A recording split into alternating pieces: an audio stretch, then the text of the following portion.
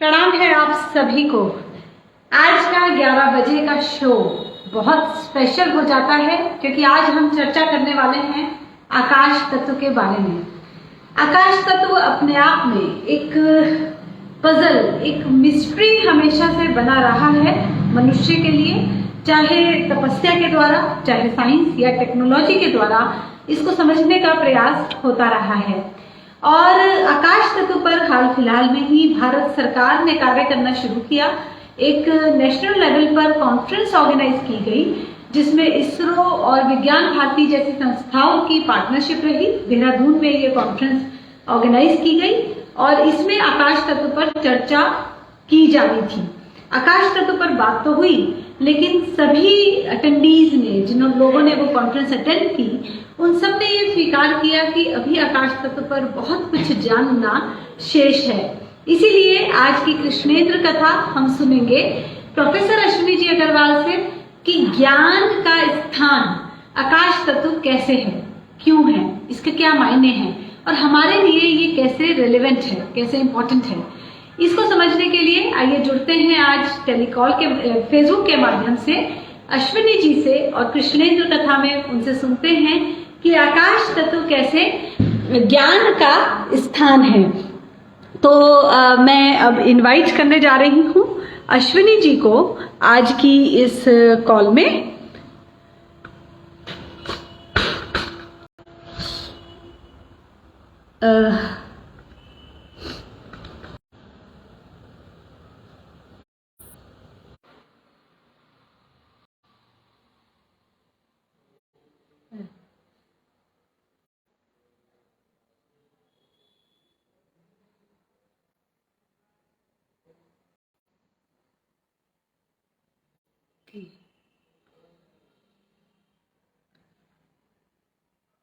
अश्विनी जी अग्रवाल,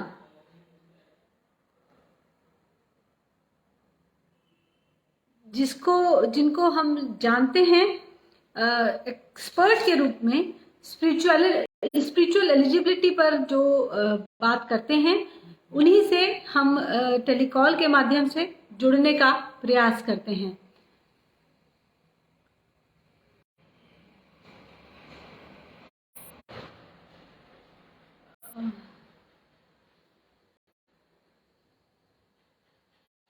हमने अश्विनी जी को रिक्वेस्ट भेजी है कि वे हमारी इस कॉल में हमारे साथ जुड़े और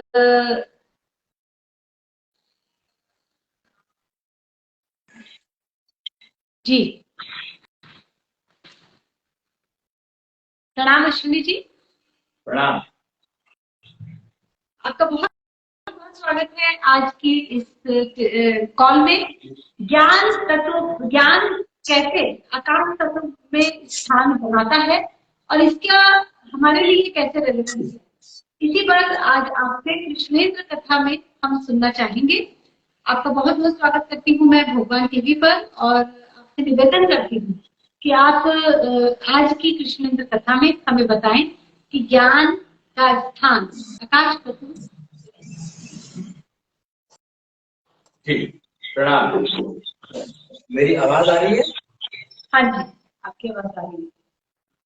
ठीक है जी। तो आज हम कृष्णेंद्र कथा में हम लोग बात करेंगे कि ज्ञान का स्थान आकाश तत्व में हो। तो इसको समझना पड़ेगा पहले कि आकाश तत्व क्या है। जब तक हम ये नॉइस क्यों आता है कि आकाश तत्व वो है आवाज।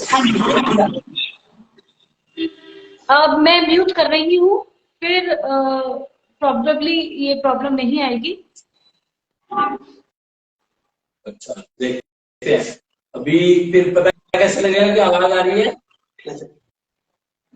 वैसे तो आपका साउंड क्लियर आ रहा है और अच्छा, अब ये के माध्यम से शायद और क्लियर हो। जी जी जी।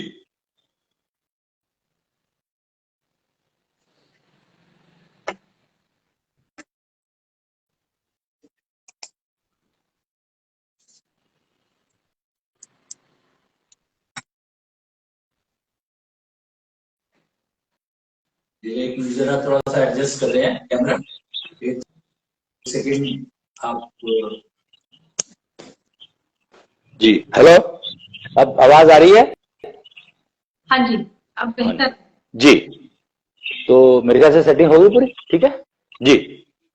तो हम लोग आज जो मेरे को कथा में कृष्णेंद्र कथा, एक्चुअली पहले तो ये समझे कि हम लोगों ने ये कृष्णेंद्र कथा का सिलसिला शुरू किया है। वैसे तो पहले से चल रहा था, लेकिन अब जो है ये कृष्ण इष्ट मंदिर से इस कथा को शुरू किया जा रहा है। आज से अंबाला कृष्ण ईष्ट, यानी कृष्ण के ईष्ट अंबाला में बैठे थे। कोई 2015 या 16 या 17 की बात है, मतलब 4-5 साल हो गए हैं। और उन्होंने यहाँ पर अपना स्थान ग्रहण किया था। कृष्ण के ईष्ट यानी जब कृष्ण विराट रूप लेते थे, महाभारत में अगर आपने देखा होगा कि कृष्ण विराट रूप लेते थे, तो विराट रूप क्यों लेते थे? वो विराट रूप लेते थे अपने ईष्ट से मिलने के लिए और उनसे परमिशन लेने के लिए, उनसे इजाजत लेने के लिए कि मुझे अब ये काम करना पड़ेगा। जैसे सुदर्शन अगर चलाना है उनको, तो उसके लिए जो तैयारी है उसमें सबसे पहले, क्योंकि कृष्ण जो है पूर्ण अवतार थे विष्णु के, विष्णु नहीं थे, विष्णु के पूर्ण अवतार थे। तो पूर्ण अवतार होने के कारण उनके साथ कुछ कंडीशंस अटैच्ड थी। तो उसमें से एक ये थी, क्योंकि सुदर्शन चलाने का मतलब है कि आप ये समझ लो कि पूरी पृथ्वी का डिस्टर्ब हो जाना। जबकि एक ब्रह्मास्त्र जैसी छोटी सी चीज, जिससे कि अगर एक बार छोड़ दिया जाए तो लक्ष्य को नष्ट किए बिना वापस नहीं आता, और उसको रोकना तकरीबन असंभव काम है। बहुत कम चांसेस होते हैं उसको रोकने के। बहुत डिफिकल्ट प्रोसीजर है, आप ये समझ सकते हैं कि उसको डिटेक्ट करना। जैसे आजकल हाइपरसोनिक मिसाइल की बात करते हैं हम लोग, तो हाइपरसोनिक मिसाइल क्यों? क्योंकि वो इस स्पीड से चलता है कि उसको रडार डिटेक्ट नहीं कर पाता। और अगर मान लो रडार डिटेक्ट कर भी पाए, तो जब तक वो डिटेक्ट करके और रिस्पॉन्ड करेगा, तब तक अपना काम वो मिसाइल कर चुका होता है। तो ब्रह्मास्त्र जो है हाइपरसोनिक मिसाइल से भी बहुत बहुत ऊपर की टेक्नोलॉजी थी, जिसका उपयोग बहुत ही सोच समझ कर किया जाता था। पर वो बहुत सारे लोगों के पास थी, जैसे अश्वत्थामा के पास थी, जैसे कर्ण के पास थी, जैसे भीष्म पितामह के पास थी, अर्जुन के पास थी, या और किसी और भी लोगों के पास होगी। बट सुदर्शन चक्र तो खाली कृष्ण के पास था।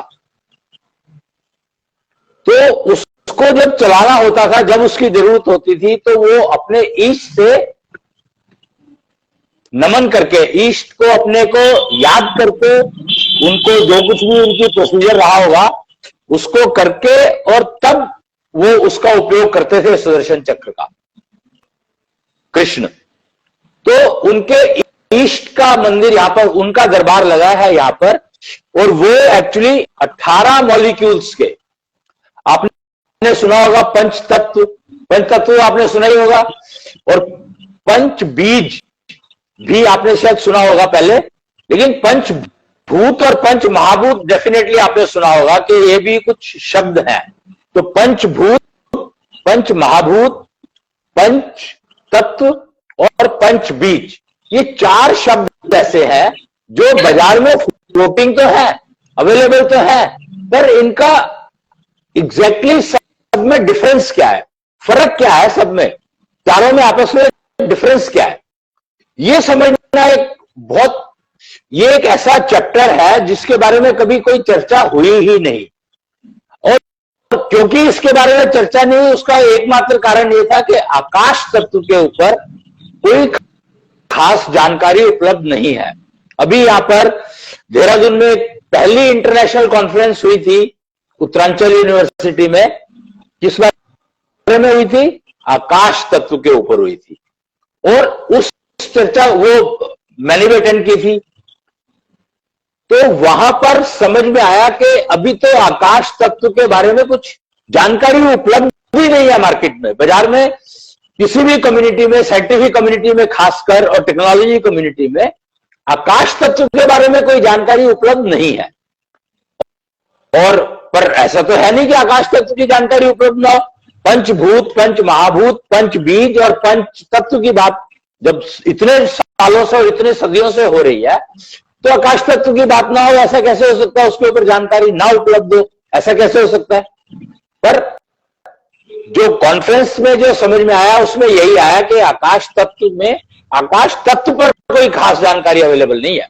तो फिर आकाश, पंचभूत में जो आकाश है वो क्या है, पंच महाभूत में जो आकाश है वो क्या है, पंच बीज में जो आकाश है वो क्या है, और पंच तत्व में जो आकाश है वो क्या है? मतलब चार आकाश में फर्क क्या है? मतलब साधारण सी बात है कि पांच अगर अलग अलग नाम दिए हुए हैं और आकाश तत्व सब में आता है, तो इसमें तो इसका मतलब क्या एक ही चीज की बात हम चारों जगह पर कर रहे हैं? पर ऐसा तो है नहीं। सबका अलग अलग मतलब है, सबका अलग अलग उपयोग है और सबके अलग अलग कंट्रोलर्स हैं। मतलब उनको चलाने वाले, उन तत्वों को मेंटेन करने वाले, चलाने वाले, बनाने वाले, वो सब लोग अलग अलग हैं। भगवान शब्द आपने सुना ही होगा कि भगवान का मतलब पांच तत्व। भगवान में भ लेते हैं तो भूमि, और ग लेते हैं तो गगन, वा लेते हैं तो वायु, और ना लेते हैं तो जल, नीर, और आकाश। तो भगवान यानी पांच तत्व। जब भी आप भगवान की बात करेंगे, पांच तत्वों की बात अपने आप ही हो गई, ऐसा कहा जाता है। तो फिर ये पंचभूत और पंच महाभूत क्या है? तो फिर समझ में आता है कि जब हमने मैंने जो आपको कृष्णेंद्र कथा की बात पे शुरुआत की थी, वो इसीलिए की थी कि ईस्ट, जो कृष्ण के ईस्ट थे, वो 18 मॉलिक्यूल्स के मालिक हैं।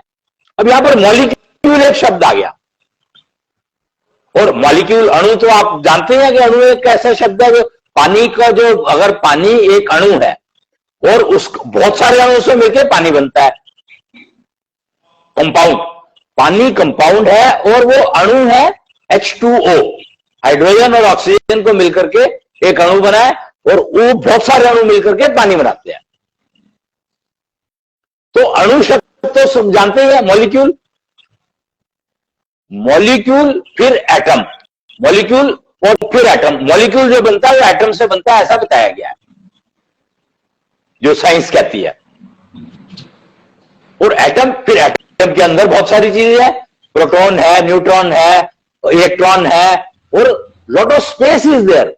मतलब एक सेल को अगर आप देखते हैं, या जो मैं एटम की बात कर रहा हूं, एटम को अगर देखते हैं तो एटम के अंदर आपको न्यूक्लियस मिलेगा, न्यूक्लियस के अंदर प्रोटॉन है, न्यूट्रॉन है, और भी कुछ होगा पता नहीं, मेरी जानकारी तो लिमिटेड है ना, क्योंकि मैं तो साइंटिस्ट हूं नहीं, मैं तो टेक्नोलॉजिस्ट हूं। तो टेक्नोलॉजी के अंदर से चीजों को समझ सकता हूं। खैर, तो वो, और बीच में न्यूट्रॉन और प्रोटॉन एक न्यूक्लियस में है, और फिर इलेक्ट्रॉन उसके चारों तरफ चल रहे हैं। तो ये बेसिकली एक स्ट्रक्चर हो गया कि एक सोलर सिस्टम में सोलर सन हो गया, और बहुत सारे प्लैनेट्स हो गए जो सोलर अपना सूर्य के चारों तरफ घूम रहे हैं। तो सिस्टम समझ में आता है, काइंड ऑफ एनालॉजी, कि सोलर सिस्टम का मतलब है सूर्य है, उसके चारों तरफ प्लैनेट घूम रहे हैं, प्लैनेट आपस में भी घूम रहे हैं। अब इलेक्ट्रॉन्स, प्रोटॉन और न्यूक्लियस के चारों तरफ घूम रहे हैं, आपस में घूम रहे हैं कि नहीं घूम रहे हैं, मुझे नहीं आइडिया इस बात का। तो आप ये एटम, किसी भी एटॉमिक स्ट्रक्चर को पढ़ के समझ सकते हैं, या किसी भी साइंटिस्ट से बात करेंगे तो आपको बता सकता है। एटॉमिक के ऊपर दुनिया भर की किताबें लिखी हुई हैं, सारा काम ही उसके ऊपर हो रहा है बेसिकली। जो ये न्यूक्लियर बॉम्ब और परमाणु बम जिसको कहते हैं, ये जो चल रहे हैं, तो ये सारे का सारा सिस्टम में, मतलब इसके ऊपर बहुत रिसर्च और बहुत काम चल रहा है। और दे आर, उसमें देखो एक इंपॉर्टेंट चीज क्या है कि ये ना सारे के सारे अपने अंदर एक एनर्जी मॉलिक्यूल्स को बांध रखा है इन्होंने। एनर्जी, ग्रेविटी जो है वो बेसिकली एनर्जी से बाइंडेड है सारे के सारे। क्यों? बॉम्ब कैसे बनेगा? एनर्जी रिलीज होगी। एनर्जी रिलीज होगी कैसे होगी? जब उसको एटम को तोड़ा जाएगा तो एनर्जी रिलीज होगी।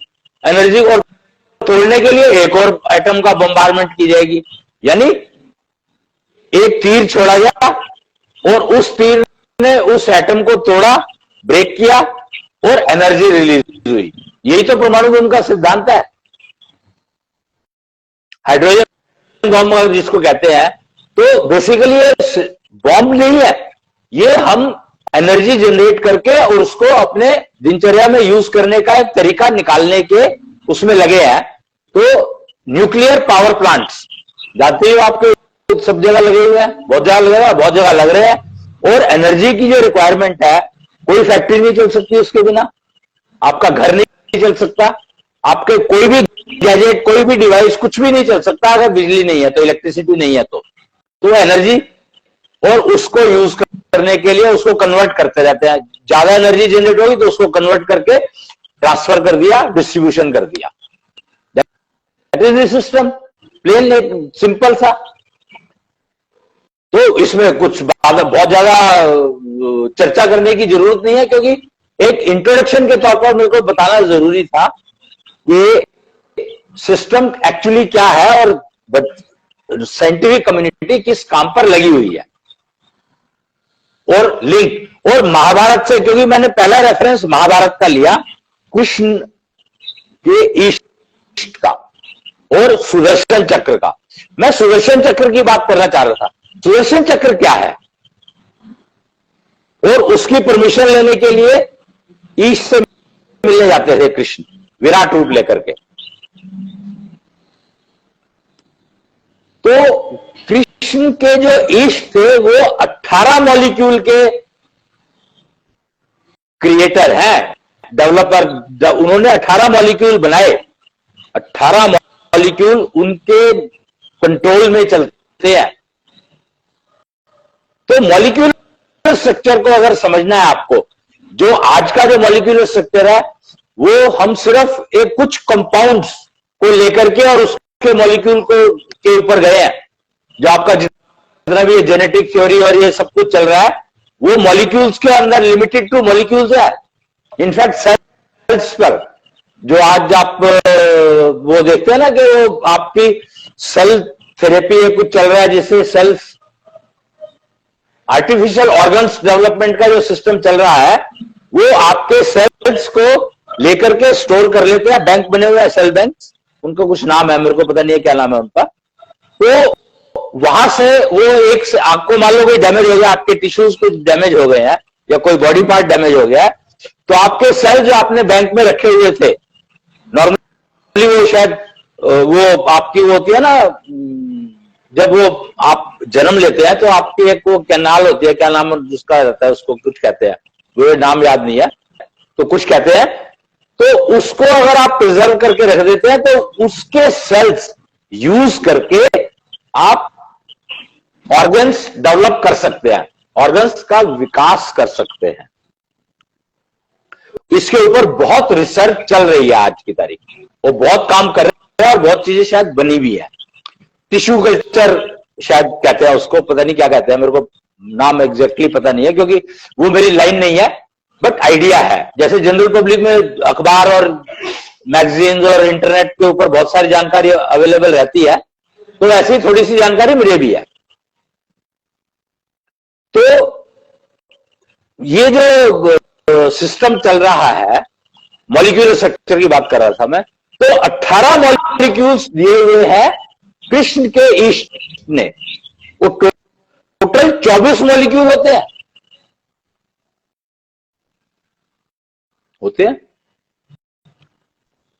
और बाकी जो 6 मॉलिक्यूल्स हैं, 18 तो कृष्ण ईस्ट के हैं और जो 6 मॉलिक्यूल हैं वो दिए हैं शुक्रायु भगवान।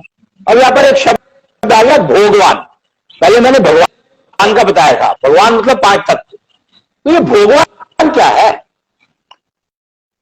भगवान है जो पंचभूत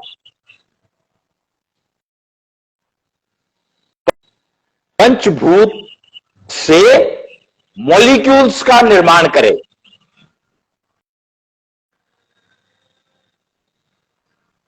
पंचभूत का भोग लगाकर मॉलिक्यूल्स का निर्माण करे। तो कृष्ण पंचभूत का भोग लगाकर 24 मॉलिक्यूल में से 18 मॉलिक्यूल कृष्णिष्ठ ने बनाए और 6 मॉलिक्यूल शुक्रायु भगवान ने बनाए।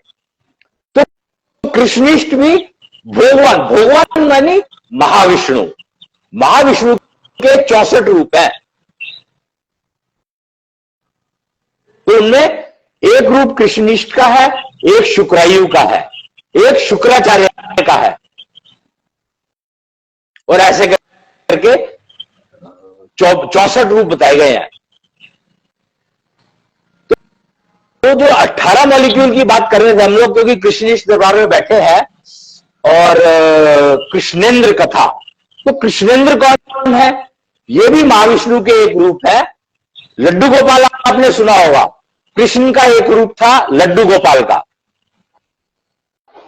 मेरे ख्याल से जो भी लोग हिंदू संस्कृति को फॉलो करते हैं स्पेशली, और बाकी कुछ करते होंगे मुझे नहीं मालूम, लड्डू गोपाल आपको हर जगह पर मिल जाएगा। उसके बारे में जानकारी आपको हर जगह पर मिल जाएगी। तो अब जो है लड्डू गोपाल कृष्णेंद्र बन गए हैं। लड्डू गोपाल जो थे जब वो कृष्ण थे, यानी मथुरा तक, फिर वो द्वारकाधीश बने, फिर उसके बाद जगदीश बने, जगन्नाथपुरी में बैठे, द्वारकाधीश बने, द्वारकापुरी में बैठे, और फिर वो बने, अब बने हैं जगदीश के बाद, अब वो बने हैं ब्रह्मांडधीश। यहां पर आप देख सकते हैं, ये महाविष्णु का ब्रह्मांड दिखा रखा है, और 4 चक्र चलते हैं उनके। उन्होंने 4 चक्र, महाविष्णु का जो ब्रह्मांड है वो 4 चक्र से चलता है। एक समय चक्र जो कृष्णांश का दिया हुआ है, एक निष्ठा चक्र जो राम जी का दिया हुआ है, एक जीवन चक्र जो कृष्णनिष्ठ का दिया हुआ है, और शुक्रायु और कृष्णनिष्ठ के दोनों का ज्ञान मिला करके, यानी 18 मॉलिक्यूल प्लस 6 24 मॉलिक्यूल का जीवन चक्र है, और सुदर्शन चक्र यानी न्याय चक्र जो कृष्ण का दिया हुआ है। और ये जो 24 मॉलिक्यूल की जो बात करी मैंने, तो पंचभूत से 24 मॉलिक्यूल बनते हैं, और सारा ब्रह्मांड इन्हीं 24 मॉलिक्यूल से बना है। और उसमें एक आकाश,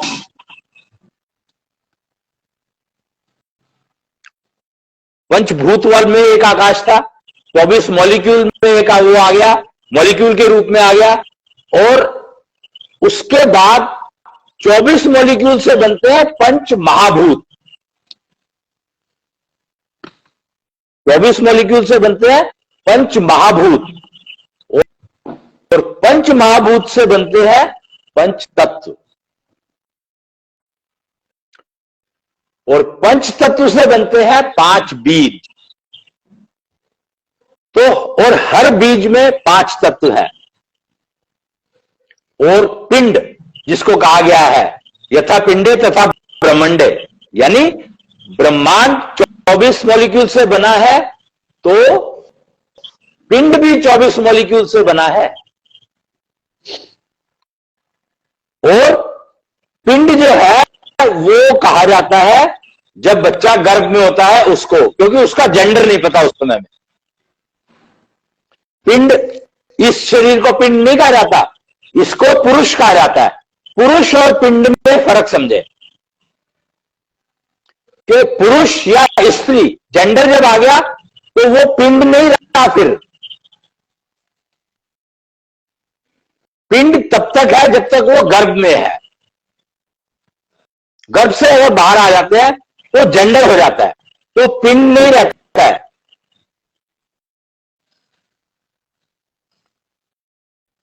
और जो विवाह का जो कॉन्सेप्ट चला, भाई विवाह का कॉन्सेप्ट चला कि दो जेंडर बनाने की जरूरत क्या थी, क्या जरूरत थी? और थे भी नहीं। पहले जो ब्रह्मा जी ने जो सृष्टि रचना शुरू की तो पहले अपनी कॉपी बनाई। वो कहते हैं ना कि जब इंसान की रचना की तो उन्होंने अपना रूप बनाया। जग जाहिर बात है, सबको पता है ये बात कि ब्रह्मा जी ने अपना रूप ही क्रिएट किया था। क्यों? क्योंकि ब्रह्मा जी अकेले बैठे थे कमल के फूल के ऊपर और अपना आंख उन्होंने देखा, उन्होंने इंसान बनाना है, उन्होंने अपने आप को देखा पानी के अंदर और अपना रूप बना दिया। नारद पहला पुरुष।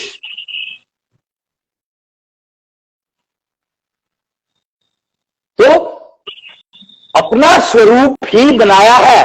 और भगवान ने, ब्रह्मा जी भगवान कहलाते हैं, एक्चुअली पिता कहलाते हैं, पिता कहते हैं शायद उनको, पर भगवान भी कह सकते हैं। पंच तत्व की बात हो रही है तो वो पंच तत्व का यूज करना जानते थे। पर यहां पर एक कैच है, पंच तत्व का यूज करना जानते थे पर निर्माण जो किया गया वो पंचभूत से किया गया, पंच बीज से किया गया सृष्टि का निर्माण। वो सिंगल सेल प्राणी सुने होंगे आपने कि जो अपने आप मल्टीप्लाई होते हैं, अमीबा कहा जाता है शायद उनको, कि जो अपने आप बनते हैं, मतलब उनको किसी की जरूरत नहीं है, वो दो जेंडर की चक्कर नहीं है वहां पर, एक ही है और अपने आप मल्टीप्लाई होते चले जाते हैं। अब ये नहीं पता कि उनके अंदर जेंडर होता है कि नहीं होता, ये तो आप इंटरनेट पे सर्च कर सकते हैं। क्योंकि ब्रह्मा जी ने जो पहला पुरुष बनाया वो अपनी रेप्लिका बनाई थी, पर क्या वो उनकी रेप्लिका थी? अब सवाल यहां पर ये है कि जो बहुत इंपॉर्टेंट क्वेश्चन है वो ये है कि ब्रह्मा जी ने अपनी रेप्लिका बनाई थी पर क्या वो अपनी रेप्लिका थी उनकी? नहीं थी। क्यों? अपनी रेप्लिका बना रहे हैं और अपनी रेप्लिका नहीं थी, इसका मतलब क्या हुआ? अगर इसको समझे कि ठीक है नहीं थी, अगर इसको समझना है तो बहुत आसान है। ब्रह्मा जी ने जब नारद बनाए, जो पहला पुरुष बनाया जिनका नाम नारद है, नारद के रूप में जानते हैं हम, तो उन्होंने कहा कि ब्रह्मा जी को आदेश हुआ था, इट सीम्स ऐसा कहा जाता है कि सृष्टि बढ़ाओ, सृष्टि का निर्माण करो। तो ब्रह्मा जी ने नारद को बनाया और कहा कि सृष्टि का निर्माण करो। पर नारद ने क्या कहा? नहीं, मैं तो तपस्या करूंगा, और वो चले गए। वो चले गए का मतलब क्या है? वहां तो पानी था चारों तरफ, तो चले कहां गए?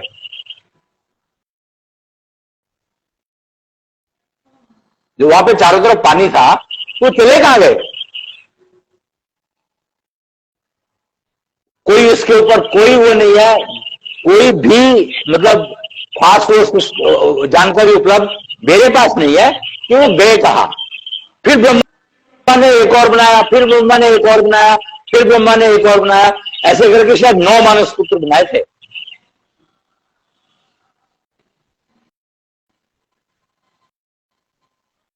तो यहां पर वो अमीबा का जो मैंने रेफरेंस लिया तो वो अपने आप को मल्टीप्लाई करता चला जाता है। और ऐसे बहुत सारे वो है, केचुआ शायद है क्या कुछ है, वो अगर उसको वो गलती से किसी उसके कट जाता है तो वो 2 हो जाते हैं। ऐसे बहुत सारे वो है अवेलेबल कि वो अपने आप को सेल्फ जनरेट कर लेते हैं। तो इसलिए कोई नई चीज नहीं है, मतलब ब्रह्मा जी ने जो किया वो अभी भी होता है और हमारे सामने ही हो सकता है, दिखता है, हमें समझ आता है। साइंस ने वो सारी चीजें प्रूव कर रखी है। हम बात कर रहे थे फिर कि पंचभूत से 24 मॉलिक्यूल बने, जिसमें से 18 जो है कृष्णिष्ठ थे और 6 शुक्रायु, और उनसे फिर पंच महाभूत बने। फिर पंच महाभूत, सॉरी 24 मॉलिक्यूल पंचभूत से बने थे। हाँ, पंचभूत से 24 मॉलिक्यूल और 24 मॉलिक्यूल से पंच महाभूत, और पंच महाभूत से पंच तत्व, और फिर पंच बीज। तो पंच तत्व की बात कर रहे हैं हम लोग, हम तत्वों की बात कर रहे हैं, आकाश तत्व की बात कर रहे थे। और आकाश तत्व के अंदर ज्ञान छुपा होता है, ज्ञान सारा का सारा आकाश तत्व पर रहता है। बात यहां पर हमारी कथा का जो टॉपिक है वो ये है। उससे पहले सारी भूमिका थी कि एक स्ट्रक्चर क्या है, मतलब बेसिक स्ट्रक्चर क्या है वो समझने के लिए। तो अब हम पांच तत्वों की बात करते हैं। तो पांच तत्वों में नाम आते हैं आकाश, पृथ्वी, जल, वायु, अग्नि। ये पांच तत्व आते हैं। और पांच बीज जो आते हैं जिससे कि इंसान बना है, जिससे पिंड बनता है। फिजिकल बॉडी जो दिखाई देती है, मेंटल बॉडी जो डिसीजन लेती है, सोचने का काम करती है, समझने का काम करती है। तीसरा जो है वो है ज्ञान बॉडी, यानी नॉलेज बॉडी, यानी वो बॉडी, वो बीज जो के बताता है कि काम को कैसे करना है। कि आपने डिसीजन लिया कि मुझे ये काम करना है, किताब उठानी है। तो ये किताब उठाने के लिए मेरे को कौन सा ज्ञान चाहिए जिससे कि मेरा हाथ नीचे जाए और उसको मैं किताब को उठा पाऊं और उसका कौन सा पेज खोलना है मैं खोल पाऊं।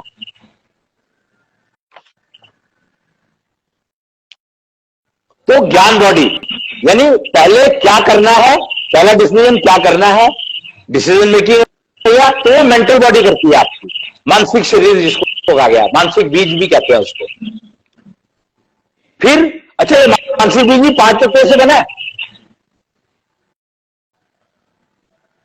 फिर ज्ञान बॉडी यानी क्या करना है वो डिसाइड कर लिया कि हाँ मुझे करना है, ये काम करना है। कैसे करना है वो मुझे ज्ञान बॉडी बताएगी कि मेरे पास उस काम को करने का ज्ञान चाहिए, नॉलेज चाहिए, तभी तो कर पाऊंगा मैं उस काम को। नहीं तो कैसे करूंगा। मुझे लिखना है तो लिखने के लिए मुझे पेन चाहिए, इंक चाहिए, कागज चाहिए, क्या लिखना है वो चाहिए, मैटर चाहिए। कॉपी भी करना है तो कॉपी क्या करना है उसको सामने वो चाहिए। तो ज्ञान बॉडी तीसरा। तो ये तीन तो बहुत इंपॉर्टेंट है। तीन बीज तो है मेरे अंदर, ये तीन बीज है मेरे, इसके बिना तो मैं बेकार हूं। लेकिन ये मुझे ये किताब उठाने तो ऊर्जा चाहिए कि नहीं चाहिए? ये किताब उठाने के लिए, कोई भी काम करने के लिए एनर्जी चाहिए कि नहीं चाहिए? तो एक एनर्जी बॉडी हो गई। और एनर्जी में दो चीजें, कि एनर्जी एक तो जनरेट हो रही है और मुझे एनर्जी हाथ में चाहिए या मुझे एनर्जी पैरों में चाहिए या मुझे एनर्जी उंगलियों में चाहिए। ये डिसीजन भी, ये भी तो एक काम है कि मुझे एनर्जी पहुंचानी कहां पर है। तो एक हमारा जो सिस्टम हो गया एनर्जी जनरेशन और एक सिस्टम हो गया एनर्जी ट्रांसफर, यानी नेटवर्क ऑफ टनल जो एक एनर्जी को जनरेशन पॉइंट से लेकर के परफॉर्मिंग पॉइंट तक लेके जाती है। जैसे आप समझो आपके यहाँ 5 ज्ञानेंद्रियां बताई गई हैं, आंख, नाक, कान, मुंह। तो 5 ज्ञानेंद्रियां आपको सिग्नल दे दिया, वो सिग्नल गया कहां? वो सिग्नल गया कहां और गया कैसे, कहां गया? चलो एक बार को मान लो दिमाग में गया या मन में गया, ये एक इशू हम अभी मान लो दोनों में से एक ही जगह जाएगा ना, तो मन में जाएगा या दिमाग में जाएगा। चलो समझ लिया। लेकिन ये गया कैसे? आंख का सिग्नल दिमाग तक गया कैसे? तो वो गया नेटवर्क ऑफ टनल्स के कारण। कंजलियरा बॉडी कहा गया उसको, यानी एनर्जी ट्रांसफर बॉडी। वो फॉर्म ऑफ एनर्जी में ही तो जाता है। आंख से जो देखते हो आप जो सामने देख रहे हो वो एक एनर्जी की फॉर्म में कन्वर्ट होता है।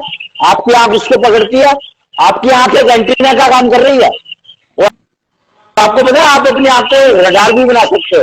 एंटीना और रडार में फर्क क्या है?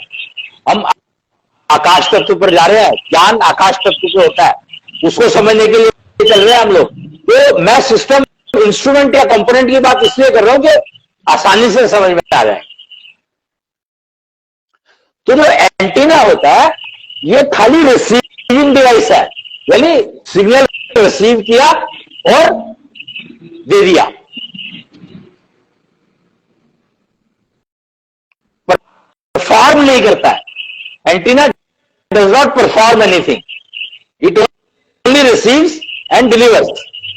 तो आपकी आंख ने बाहर वाले सिग्नल को, उसको देखा, जो कुछ भी देखा उसको एनर्जी के पैकेट में कन्वर्ट किया और दिमाग को भेज दिया आपकी टनल के थ्रू। और टनल जो है वो बनी है आकाश तत्व से।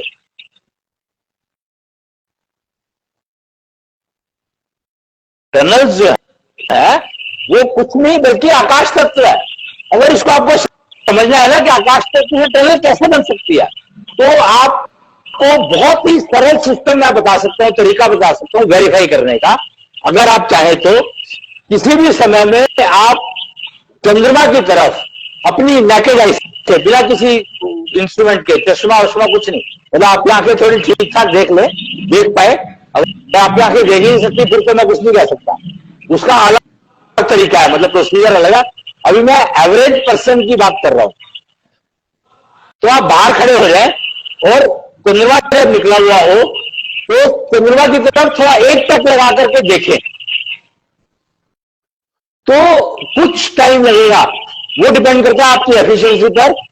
10 सेकंड, 15 सेकंड, 20 सेकंड से लेके 2 मिनट, 5 मिनट, 10 मिनट कुछ भी लग सकते हैं। That will depend on the individual capability. जितनी कैपेबिलिटी आपकी अच्छी होगी उतना ही जल्दी बनेगा। तो आपको ना एक स्पाइरल सा दिखाई देगा, और एक मतलब एग्जैक्टली लाइक आप तार देखते हैं ना जिसमें बिजली करंट फ्लो करता है, इलेक्ट्रिसिटी फ्लो करती है, उस तार को देखो, अंदर कॉपर वायर होती है, उसके ऊपर एक इंसुलेशन चला होता है। तो बिल्कुल उसी तरह का एक स्पाइरल दिखाई देगा आपको।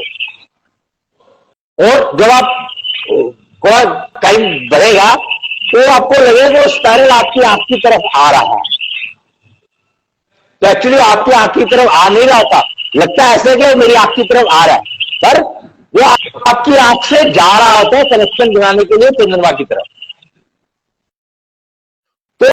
तो उसको कहा गया है एसोटनल। तो आपकी जो आंख बाहर से जो कोई भी चीज आप देख रहे हो, तो बेसिकली वो एनर्जी पैकेट में कन्वर्ट होती है वो एसोटनल के माध्यम से।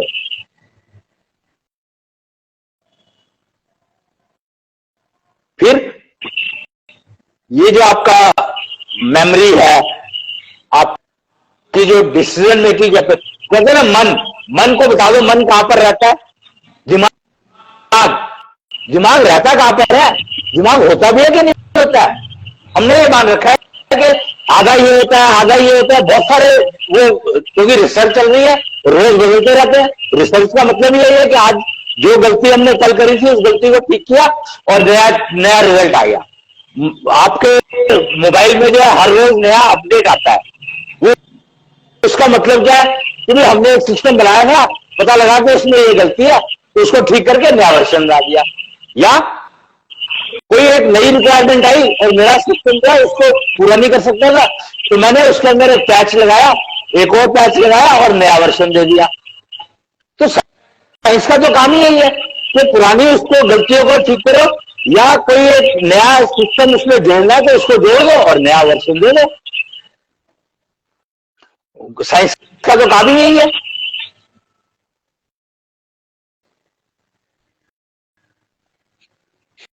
तो जो पैकेट, एनर्जी पैकेट बना, वो आपको एसोटनल मैंने बनाने का सिस्टम दिया, तो वो आपके अंदर बिल्ट इन है, इंडिविजुअल के अंदर वो बिल्ट इन है। और हर योनि में कोई भी किसी भी तरह का शरीर हो, चाहे वो आपका जानवर का शरीर हो, चाहे आपका इंसान का शरीर हो, स्त्री का हो, पुरुष का हो, न्यूट्रल हो, कैसा ही हो, अगर आप जीवित है, मतलब अगर वो एंटिटी जीवित है, लाइव है, तो उसके अंदर ये सारे सिस्टम इसी तरह से बने होते हैं।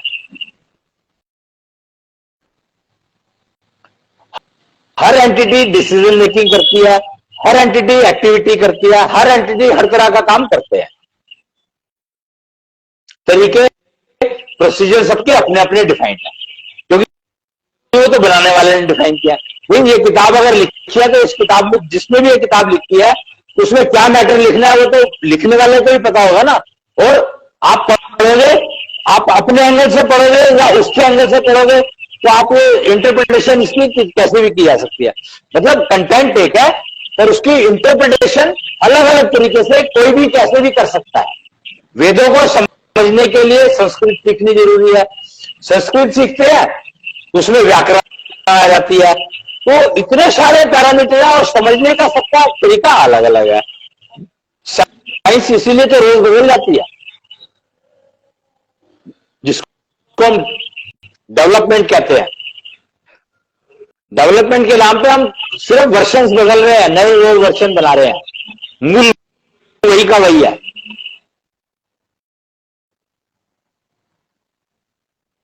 तो ये जो टनल आकाश तत्व की बात कर रहा था ना, तो आकाश तत्व आपका जो ब्रेन है वो प्योरली आकाश तत्व का बना हुआ है। आपका मन, माइंड प्योरली आकाश तत्व का बना हुआ है, लेकिन मेमोरी आपके आकाश तत्व की नहीं बनी हुई। हालांकि आकाश तत्व उसमें भी यूज होता है। ईच सेल, आप memory is nothing but cells. तो और हर सेल की पोजीशन, वो अपने कैरेक्टर को जो भी इंफॉर्मेशन जिस भी फॉर्मेट में रखता होगा, डिजिटल फॉर्मेट में रखता है, तो डिजिटल फॉर्मेट के सेल के अंदर डिजिटल फॉर्मेट में जो भी इंफॉर्मेशन है वो एम्बेड हो जाती है। और सेल के अंदर न्यूक्लियस है, इलेक्ट्रॉन है और बहुत सारी स्पेस है। तो स्पेस इज नथिंग बट आकाश तत्व। तो जो कॉन्फ्रेंस हुई थी जिसको मैंने पहले जिक्र किया था, जिसके बारे में, वो कॉन्फ्रेंस उस स्पेस के बारे में बात कर रही थी। तो उस स्पेस में क्या है उसकी खोज चल रही है। जैसे रॉकेट भेजे जाते हैं चंद्र, मतलब इमेजिन कि हम लोग कहते हैं स्पेस रिसर्च, पर वो स्पेस रिसर्च नहीं है। हम तो प्लेनेट के ऊपर, मंगल के ऊपर गए और मंगल के ऊपर क्या है वहां पर ढूंढने की कोशिश कर रहे हैं। तो स्पेस, उसका नाम दे दिया स्पेस रिसर्च। तो स्पेस रिसर्च नहीं है, वो स्पेस रिसर्च है बाकी चार तत्वों की, कि वहां पर पानी है कि नहीं है, वहां पर फायर, अग्नि, आग जल सकती है कि नहीं जल सकती, वहां पे हवा है कि नहीं है। तो रिसर्च आकाश तत्व पर नहीं है, उस एम्प्टी स्पेस पर भी नहीं है। उस एम्प्टी स्पेस में जो इलेक्ट्रॉन है उसके ऊपर रिसर्च कर, इलेक्ट्रॉन किस चीज का बना हुआ है। रिसर्च वहां चल रही है कि वो प्रोटॉन जो है वो किस चीज का बना हुआ है, प्रोटॉन कैसे बन गया, वो न्यूट्रॉन किस चीज का बना हुआ है। और हम बात कर रहे हैं आकाश तत्व की। तो आकाश तत्व इज नॉट स्पेस, आकाश तत्व ज्ञान, नॉलेज। और ये कहां रहती है पता आपको? ये रहती है जल तत्व में, जल मॉलिक्यूल में। जल के अंदर जो आकाश तत्व है उसके अंदर जो आपका जल बीज है, जो आपका ज्ञान बॉडी जिसको कहा गया, नॉलेज बॉडी, उसके अंदर जो आकाश तत्व है उसके अंदर सारा ज्ञान रहता है।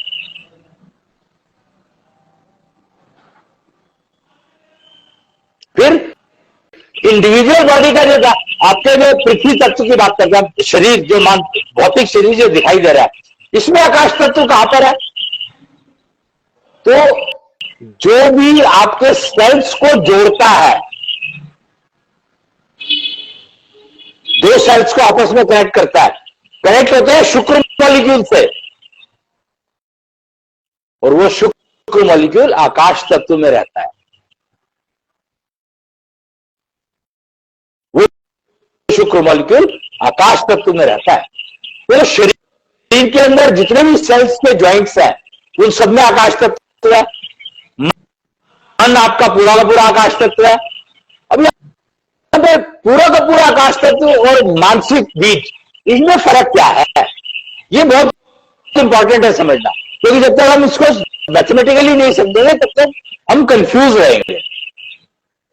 तो जैसे मैंने फिजिकल बॉडी, भौतिक शरीर की बात करी, तो भौतिक शरीर में 64% जो 64 जो सूक्ष्म रूप होता है, जैसे मैंने महाविष्णु के 64 रूप होते हैं, तो 64% जो है वो है पृथ्वी तत्व,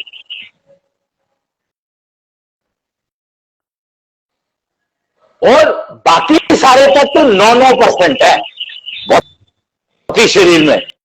तो 9 चौक 36 और 64 तो आपका शरीर पूरा हो गया। ऐसे ही मानसिक जब बीज की बात करते हैं, तो मानसिक बीज में हमारे पास 64% जो है, चल रहा है, जो 64% है वो आकाश तत्व है, बाकी 9% है बाकी सारे। ऐसे ही ज्ञान बॉडी में जल तत्व जो है वो 64% है, जल तत्व 64% है और बाकी 9% है। फिर एनर्जी जनरेशन, तो एनर्जी जनरेशन में वायु तत्व जो है वो 64% है और बाकी 9% है। ऐसे ही एनर्जी ट्रांसफर बॉडी, जिसको कन्वेंशनल बॉडी कहा गया है, उसमें आकाश तत्व 80% है, 80%, और बाकी सारे 5% है, 5 20 और 80 100। तो आप हिसाब लगा लो कि आपके अंदर आकाश तत्व इतना सारा होता है, और आकाश तत्व में ज्ञान सारा का सारा आकाश तत्व में ही होता है, और बाकी तत्व, अब आपको अगर कोई प्रॉब्लम आती है, कोई भी प्रॉब्लम किसी भी तरह की, चाहे वो भौतिक हो, चाहे वो मानसिक हो, चाहे वो एनर्जी लेवल से कनेक्टेड हो, चाहे वो एनर्जी ट्रांसफर से कनेक्टेड हो। एनर्जी ट्रांसफर से कनेक्टेड का आप बहुत आसानी से समझ सकते हैं, ब्लॉकेजेस आपकी जो आर्टरी में या उसमें नर्वस सिस्टम में ब्लॉकेजेस आ जाते हैं, न्यूरो प्रॉब्लम आती है, वो सारी की सारी ब्लॉकेजेस जो है आपकी एनर्जी ट्रांसफर सिस्टम में आती है। एनर्जी जनरेशन में कोई प्रॉब्लम नहीं है और बाकी उसमें कोई समस्या नहीं है, लेकिन एनर्जी ट्रांसफर में problem, maximum problem energy transfer में आती है, यानी आकाश तत्व में आती है मैक्सिमम प्रॉब्लम। तो कोई भी अगर समस्या आई है आपको, तो समझो कि आपका आकाश तत्व डिस्टर्ब हुआ है, और जब आकाश तत्व डिस्टर्ब होता है तो उसकी वजह से कौन सा मॉलिक्यूल डिस्टर्ब हुआ वो गणित कर लो, तो उस मॉलिक्यूल को रिकवर कर लो आप, तो आप गारंटी ठीक हो जाओगे, पक्की बात है ये। पर ज्ञान आकाश तत्व में होता है, और सारे बीजों का अपना अपना ज्ञान उसके अंदर जो आकाश तत्व प्रेजेंट है उसमें होता है। तो आकाश तत्व को समझना है, उपयोग करना है, उपयोग कर नहीं सकते क्योंकि वो इतना विशाल है कि उसका उपयोग नहीं कर सकते, पर उसको समझ सकते हैं क्योंकि ज्ञान सारा वहीं पर है। तो आपको जितना ज्ञान चाहिए, जितना आपका आकाश तत्व जागृत होगा, जितना वेल मेंटेन्ड होगा, वो कहते हैं ना कि अपने विचारों का विस्तार करो। तो विस्तार बेसिकली आप जो स्पेस का जो आकाश तत्व है, यानी आपके शरीर के बाहर का जो आकाश तत्व है, उसके अंदर जो ज्ञान है उसको प्राप्त करने के लिए आप अपने आप को अपना विस्तार करें, अपने आकाश तत्व का विस्तार करें। और ये पक्की बात है कि अगर आपका आकाश तत्व, पांचों बीजों का आकाश तत्व अगर का विस्तार आप कर लेते हो, कर पाते हो, तो आपके पास पूर्ण ज्ञान, वो कहते हैं ना कि ज्ञान का एक लेवल अलग अलग लेवल सबका होता है, तो बेसिकली डिफरेंस यही है कि उसका कौन से बीज का आकाश तत्व कितना जागृत है, कितना विस्तार हुआ है उसका, उतना ही नॉलेज रहेगी उसको।